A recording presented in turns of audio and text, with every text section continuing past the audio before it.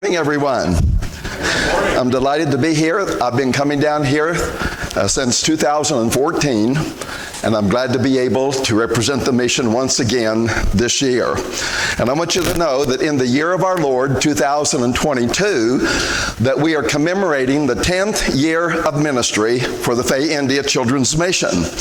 So in this year's presentation, I thought that I would give you a chronological glimpse into this decade of dedication. We've come this far by faith. Hitherto hath the Lord helped us, and we mean to go right on. It was during the month of November 2012 in a small, obscure village in southern India that an historic moment was in the making, because in that month a small house had been rented, a staff had been secured, and preparations were being made to bring in orphans or semi-orphans into that home to be cared for on a daily basis. So thus was the beginning and the official setting in order of the Fay India Children's Mission. 10 children comprised the initial group that came to live at the Mission Center in November 2012. When Rosela Yelaseri was yet in the womb, her parents were struggling as they lived daily in wretched poverty. The father was a woodcutter, and being desperate for food due to an unsteady income, he would go to the rice fields he did not own, and at the time of harvesting, he would search for the holes where the rats stored the grain. He would kill the rats, take the grain from the holes, and carry both the grain and rats home for food for him and his wife.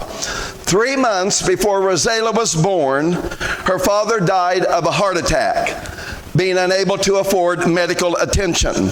The night Rosela was born, her mother died in childbirth.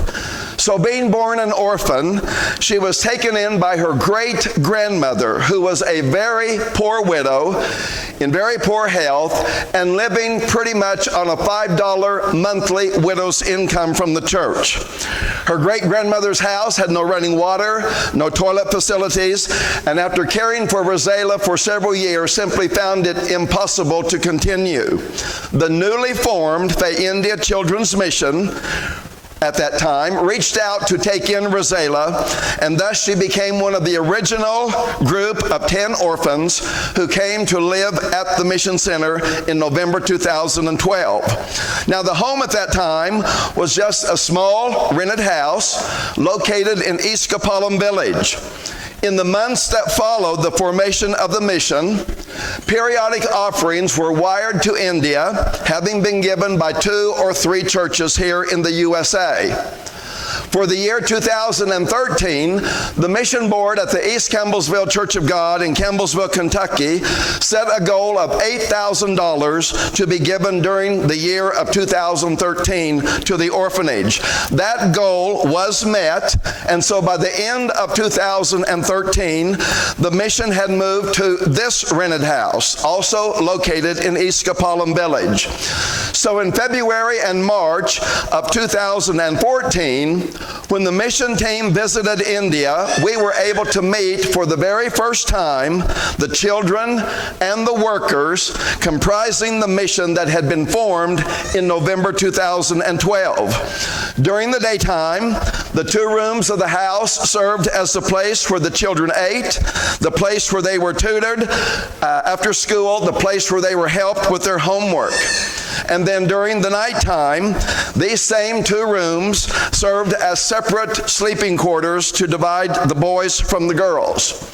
Now, the kids of high school age were able to walk to class daily because of the close proximity of the high school to the mission house. And in India, high school begins in grade number 6. However, the elementary students had to be transported to another village daily by means of a 3-wheeled vehicle.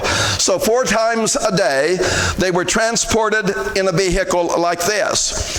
Since the elementary school did not serve meals, They had to be brought back to the mission house for the noon meal, and then they had to be returned back to school for the afternoon classes, and then they had to be brought back to the mission house at the end of the school day.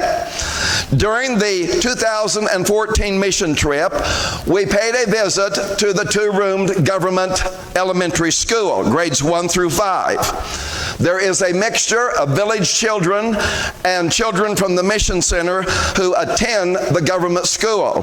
One room is for grades 1 and 2. The other room is for grades 3, 4, and 5. And pictured here is the 4th grade class. And by the way, both rooms are served by the same teacher. While on the 2014 mission trip, the team looked at a piece of property that, if purchased, could be the place to erect a permanent facility to house the children.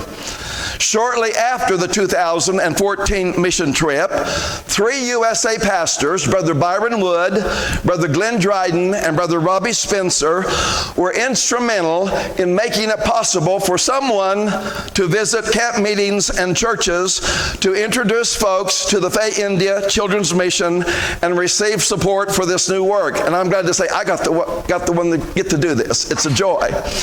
By the way, this piece of property that had been looked at earlier in the year of 2014 was for sale for $20,800. A generous USA donor made a matching fund offer of up to $10,500 towards the purchase of the land as a place to build a future orphanage on the condition that an equal amount would be raised for the project. Through the generosity of various camp meetings and churches and individuals, these funds were raised and the property was paid off in full by November 2014.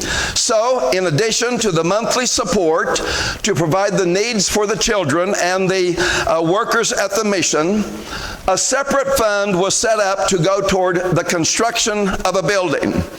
Building plans were then submitted by the Indian Brethren and approved. This would be a modest 2-story structure with a projected cost of $51,719. Once again, through the generosity of camp meetings and churches and individuals, sufficient building funds were raised so that by June 2015, the workers were able to commence digging the foundation trenches for this building project. All of the workers on the project were Indians living in the area or the immediate surrounding area. And many, but not all, of these day laborers that were hired were from various churches of God in the area. By the time of the next mission team visit, which was in February and March of 2016, the shell of the new mission center had been completed, but it was not yet quite actually ready to move into.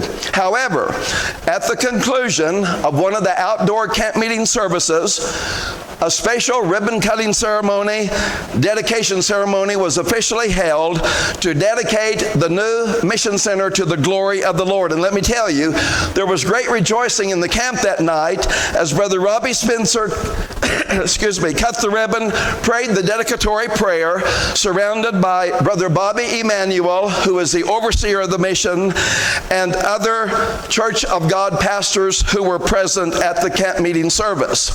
Children from the Fay India Children's Mission were also present for this dedication service, as well as other services, and they were anxiously awaiting the day when they would be able to move into the new facility. That day came in July 2016, shortly after the new school year in India had started.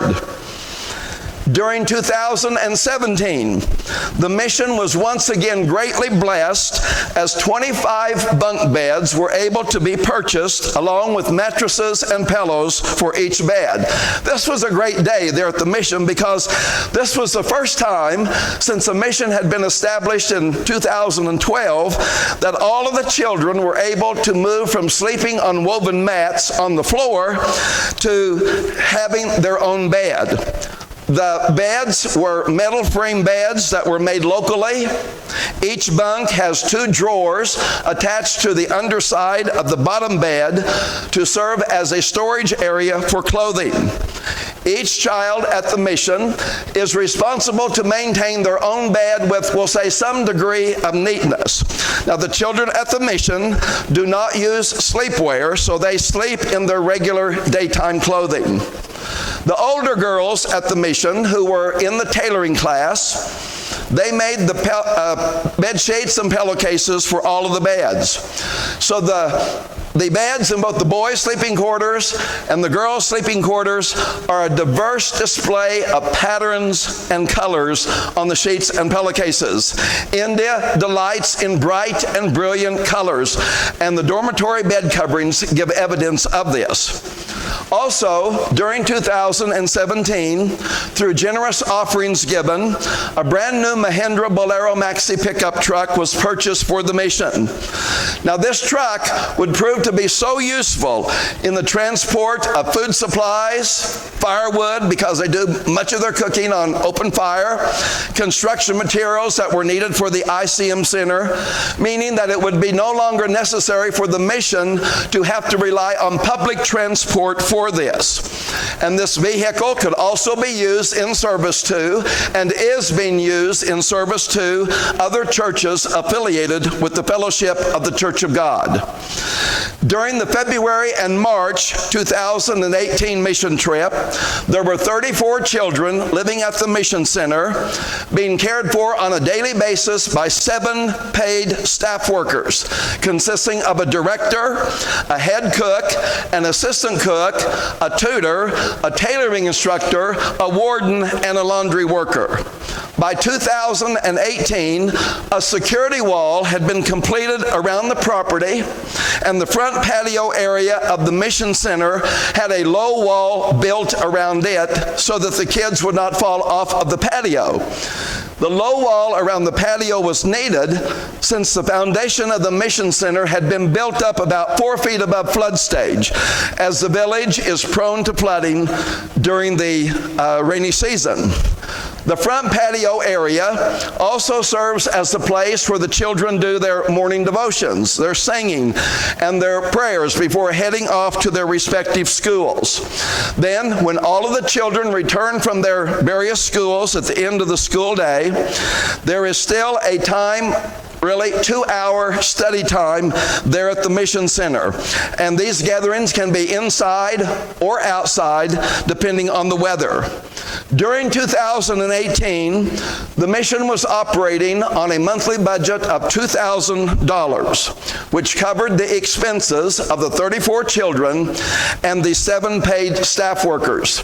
In addition, other things were purchased that year that were needed for the mission, including a heavy-duty washing machine, 2 battery-operated generators, 1 for the upper floor, 1 for the ground floor, a refrigerator, plus 18 ceiling fans for the upper floor. 6 security cameras were installed on the building to give added safety for the children. Also, several treadle sewing machines and a serger machine and a direct drive machine for the tailoring class were purchased. And in 2018, a professional tailoring instructor was hired to work with the high school girls on clothing projects. Also in 2018, a well was hand dug on the property, hand dug. The back patio area was put under roof, as this is the area where most of the cooking is done, and this roof provides protection during inclement weather, especially during the rainy season. In 2018, a deworming program was instituted to improve the health of the children, and pictured here are the children being given medicine on deworming day. In 2019, paperwork was put in order, government permits were secured, permitting the mission to open up a bilingual preschool. Telugu would be the official language because that is the native language of the children. English would be the secondary language. A house on the right here, nearby to the Mission Center was rented at a cost of $90 per month, and the preschool opened in July 2019. And then some months later, the lot and the building was purchased for $15,000. Now, the preschool consists of children of various ages, some of them actually beyond the typical preschool age. Why is there such a diversified age group? Well, the age of some of the children is unknown because we don't have birth certificates on them. Others have had little or no formal education before coming to the Mission Center. And finally, the two-room village government school cannot accommodate all of the village children, including some of those at the Mission Center. So our preschool actually provides some teaching equivalent to at least first and second grade level. For this reason, the mission-operated preschool is divided into two groups, with a salaried teacher for each group. Maheswati is the headmistress, and she teaches the older group of children. Kirthana serves as the teacher for the younger group. Let me give just a little side note on Kirthana here. Her grandfather, Brother John, came to this camp meeting many years ago, and the January Overbay, excuse me, I knew I'd get it wrong, family took care of Brother John and made such an impression on him that when the granddaughter was born, her middle name is Overbay. So it's Kirthana Overbay Kamudian. That's quite an honor to have a family name here from the USA. And thank you for your hospitality that was shown to Brother John, whom I never met, when he came to Spruce Pine, North Carolina. Both teachers at the preschool are Christians, and both are active in a local church of God, and both have had college training. In my opinion, the preschoolers follow a very rigorous schedule.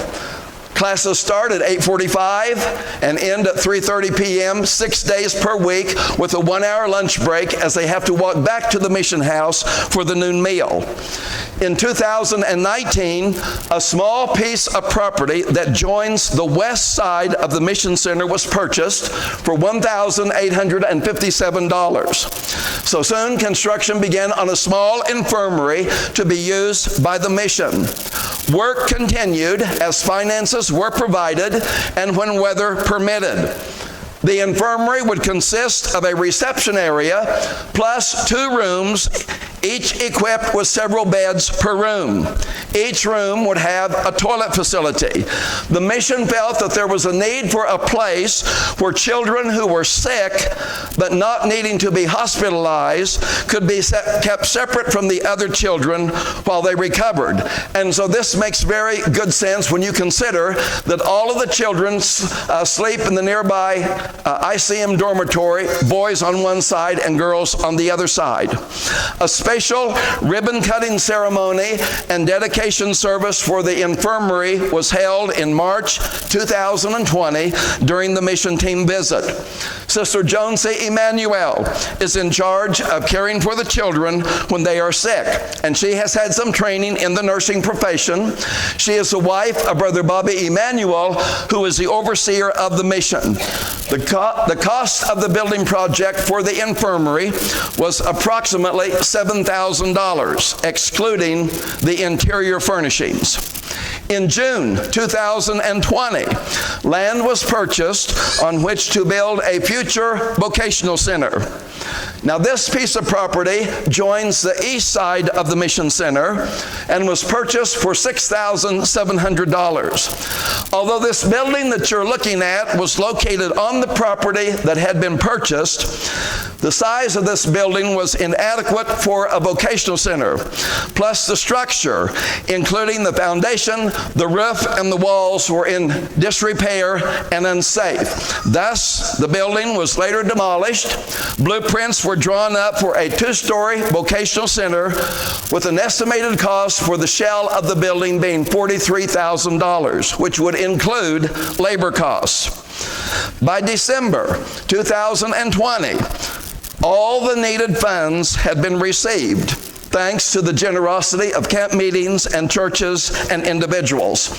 Construction began on the Vocational Center in March 2021. Now, I need to tell you that work has been slow at times due to weather, other times to the recurring lockdowns or mandates related to COVID, which has affected the labor force and the availability of supplies. However, I also need to tell you that the Indian brethren are persevering people in spite of the many challenges that they are facing, be it from the government, be it from the weather, the mandates, or the supply chain. Currently, work is being done on the upper floor of the Vocational Center. In addition to the daily devotions, the prayers, and the singing that takes place at the Mission Center, each Sunday, all of the children participate in Sunday school and church services at the nearby Church of the Redeemer, Church of God. There are now 43 children living at the Mission Center.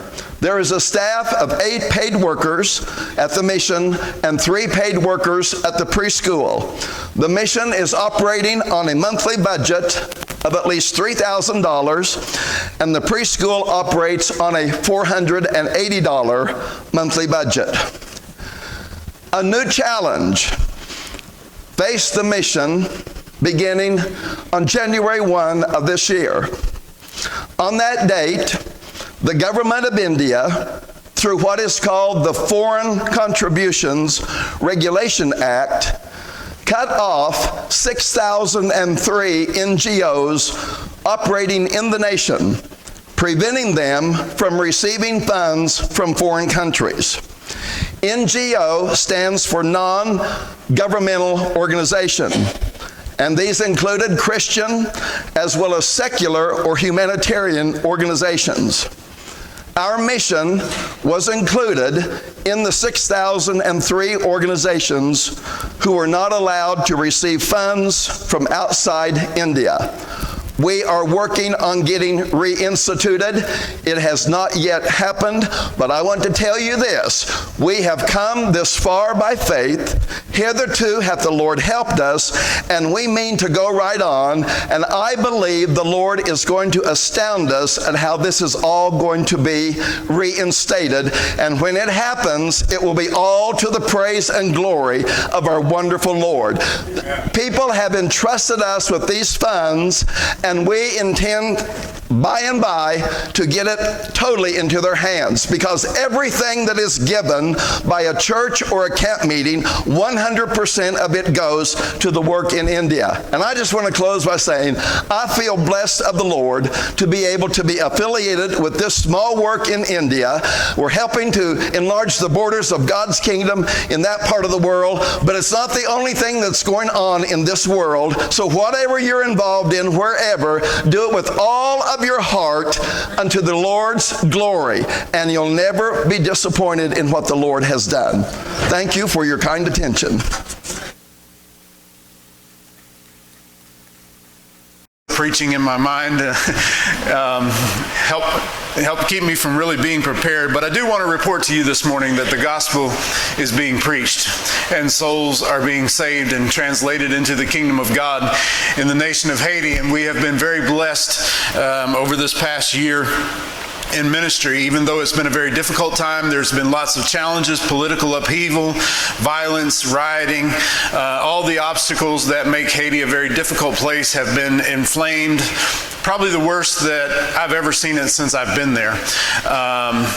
And yet the word of God has gone forth. Yet the gospel is preached, and yet souls are reached. In fact, I think all the conditions and the things that we have seen happening in Haiti as far as political and societal upheaval has prepared a seedbed of very receptive hearts, because they see all around their nation that things are not in a good condition, and there are many who are afraid and fearful for their families and for their safety, and they have nowhere else to turn. Where are you going to turn when you live in a country as poor as Haiti, when the opportunities are few and far between to do better for yourself and for your family and for your children? They have but one place to turn, and that is to God. And so we're thankful for the many souls that have been reached during this time. I also would like to share with you, I sent out a newsletter back in October of this past year in 2021, and in that newsletter I shared a very urgent need. We had signed a contract on a piece of property in late 2019, and we had anticipated being able to pay that property off very quickly, but of course we all know what happened right at the beginning of the year 2020. COVID hit. Everything shut down, and that really limited our ability to raise funds and also our ability to operate inside the country of Haiti. They went through a period of great shutdown and things of that nature as well. But last year in October, I received a phone call from a very generous donor who said that he would like to help us complete the purchase of the property in Haiti, and that he would like to also complete the wall around the property there in Haiti. And I need to fill you in on this bit of information as well. So in Haiti, a wall is very essential to us being able to secure a piece of property. It's not only the security of keeping people out, but also to secure it legally, to actually take possession and be the official owner of a piece of property in Haiti, especially being an outsider, being an American and an American charity. We have to build a wall to secure that property. So as long as the wall is incomplete, someone who is outside of the contract could come in and challenge that contract. And if the wall is incomplete, the official court system, the legal system in Haiti, will allow that challenge to go forward in the legal system. Now, that doesn't mean that the judge would rule in their favor necessarily, but their claim is valid as long as that wall is incomplete. So when you enter into a contract to buy a piece of property in Haiti, building a wall around that property is part of the deal. You have to complete that wall.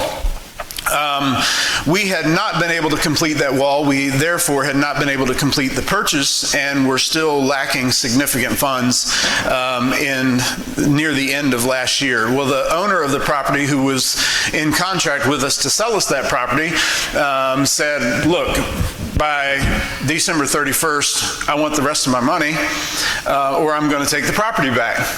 And okay, what are we going to do about this? And then our donor comes along and says, hey, I want to make a significant contribution, and I would like for you to use this fund and make it a matching fund.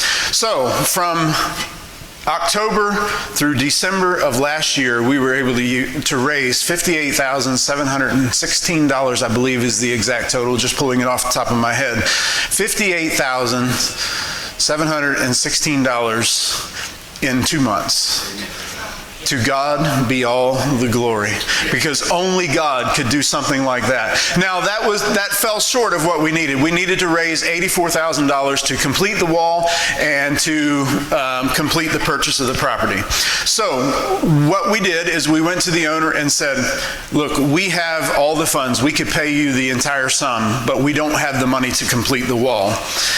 As long as we don't complete the purchase of the property, the owner is obligated legally to defend any claim that comes against that property. It comes against us, saying that we have ownership in this property and you don't have ownership. So the owner agreed that we would pay him the majority of the funds and that we would hold back $4,000, and he would still remain in contract with us until we were able to complete the wall. So that is our big push now. We need approximately another $30,000 to complete the wall, a little less than $30,000, but somewhere in the neighborhood of $30,000 to complete the wall in order to be able to complete legal ownership of the property. At that point, we'll be able to move onto the property, probably some small, very very rustic sort of building or structure for our missionary to live in. But our dream and our hope for that property is to turn it not only into a mission base for our mission, but also to create a vocational school there where we'll be able to train young men in masonry and electrical work and contracting. Also hoping to have a business course where we can train young men how to operate a business, how to establish and build a vision, and then put together a plan of action where they can grow their business, because it's one thing to have a trade in Haiti, but then how are you going to use that trade? Where are you going to find someone who's able to pay you to use your trade? And so if we can train young men to establish a business and how to operate a business, basic accounting, how to plan and budget for what their needs might be to operate their business, and then to create a profit out of that business. Profit is not a bad word. Okay? Amen? Amen. I want to teach young Haitians how to build something that can create surplus. Because when there's surplus, then you can grow and you can minister others. You can come alongside those who are in need and give them some of your surplus. If you're just meeting your own needs and expectations, then how are you going to help anyone else? So that is our vision overall. But the main focus of our mission is, of course, to share the gospel of Jesus Christ. That has always been the core of what we do, because we believe that if a soul is changed, if a young man or a young woman is changed by the power of God, then that change can happen in their family. And if a family can be changed and a family can start living for God, then that family can affect their community, their neighborhood. And if that community starts serving God and living for God, then that community can maybe impact their city. Yes. If that city is impacted, then maybe, who knows, 20, 30, 40, 50 years down the road, the nation of Haiti can be moved and changed in mighty ways by the power of God. And so that we see that as the core of our mission, to share the gospel with as many as possible. And with that in mind, this year we purchased a small projector and a small screen that can be used as a backpack. And so we can strap that backpack on Pastor Bo or Elisha, and they can take that out into areas that we can't reach with our trucks, because there are areas of Haiti that are very rough and very remote and rugged, and we're not able to get trucks there. In fact, we have a big gouge in the bottom of the oil pan of our main truck that transports all of our equipment right now, because the roads are so rough, and our springs are now getting wore out on the truck. So at some point we're going to need to probably replace a truck, but we'll keep patching it together as long as we can and keep it going for the glory of God. But this new piece of equipment that we purchased, I think it cost us around $1,200 to $1,400. Is that correct, David? Brother David Stickle there, his son Elisha is our missionary on the ground, but Brother David has been instrumental in communicating and facilitating a lot of the things that we do, and we appreciate you, brother, and love you. And that man deserves our respect for all that he does to support the mission. But we purchased that camera and the backpack system for Elisha and Pastor Bo to be able to reach some areas that they hadn't been able to reach before. What we have noticed is, through all the political upheaval, the assassination of a president, the violence, the protests, the inaccessibility of basic resources, food, and those things, has really opened some wonderful doors of opportunity. When people are desperate, they're more likely to listen to the gospel. And for many years in Haiti, when we would come and present the gospel, we would be flooded with people. Oh, I need this. I need that. They showed up because they had other needs. They listened to the gospel because that's what we were doing. We were presenting the gospel. But they were just waiting for the opportunity that they say, oh, well, I need X amount of dollars, or can you do this, or can you do that? And you wouldn't believe the requests that come at us on a daily basis. But during this time of upheaval, there's been somewhat of a shift, a transition. And Elisha has talked about it, that, there's still requests that come, but people are much more receptive to hearing the gospel of Jesus Christ. And there has been somewhat of a revival in various areas of Haiti as souls have come forward and given their lives to Jesus Christ. And we're very thankful for that. If you would like to support our mission, there's several ways that you can do that. You can send donations, of course, and you could give me donations if you want to do that. You're welcome to make your checks out to Jesus for Haiti. I think probably there will be a missionary offering taken by the camp meeting. Is that right, Brother Mike, where are you at? So you can give to the camp, and then the camp will decide how that money and resources is split up. And I excuse myself from that. Many of you know that I'm on the board of the camp meeting. When that discussion takes place, I step out of the room. I don't have any influence whatsoever on how the mission funds are distributed, so I don't want there to be any muddying of the waters there in that regard.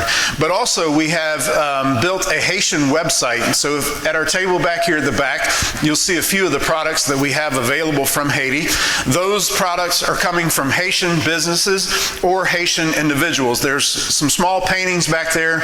We also have some large paintings on our website. If you want to go and check that out, it's Pearl, P-E-R-L-E .HT.